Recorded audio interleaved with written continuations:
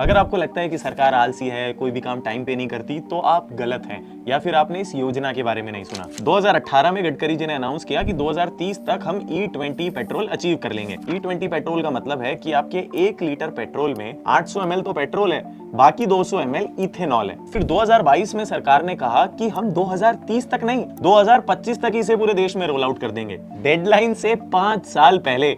गडकरी जी, यानी अब पूरे भारत में आपको यही पेट्रोल मिलेगा अनलेस आप पावर वाला डलाओ। अब सरकार का मानना यह है कि इससे हमारे ऑयल इंपोर्ट्स कम होंगे, जिससे हमारा फॉरेन रिजर्व है वो बढ़ेगा और इस पैसे को हम जनता की भलाई में यूज करेंगे, आत्मनिर्भर भारत। लेकिन बात यह है कि पेट्रोल के दाम तो वही हैं जो पहले थे, इनफैक्ट बढ़ गए हैं। जबकि गडकरी जी ने तो ये कहा था कि इथेनॉल ब्लेंडिंग के बाद पेट्रोल डीजल तो 50-55 रुपए लीटर में मिलेगा। मिला नहीं। अब फायदा तो छोड़ो, लोगों का तो ये कहना है कि E20 पेट्रोल डलाने से ना सिर्फ उनके व्हीकल का माइलेज कम हो रहा है, बल्कि उनका इंजन भी डैमेज होने लगा है। अब यही बात तो खुद व्हीकल मैन्युफैक्चरर्स भी कह रहे हैं, क्योंकि 2025 से पहले बनी अधिकतर गाड़ियां E20 कंप्लाइंट है ही नहीं। सरकार ने जल्दबाजी में इंप्लीमेंट कर तो दिया, शोर शराबा भी हुआ, लेकिन भुगत तो हम रहे हैं। और सोने पे सुहागा, अगर E20 पेट्रोल से आपका इंजन खराब हुआ तो पूरे चांसेस हैं कि आपको इंश्योरेंस का क्लेम भी नहीं मिलेगा। वैसे गडकरी जी से एक सवाल है, कहीं आपके कोई दोस्त रिश्तेदारों में किसी की इथेनॉल ब्लेंडिंग फैक्ट्री है? खैर हमें क्या, आपके विचार आप हमें नीचे कमेंट्स में बता सकते हैं। शेयर कीजिए इस रील को अपने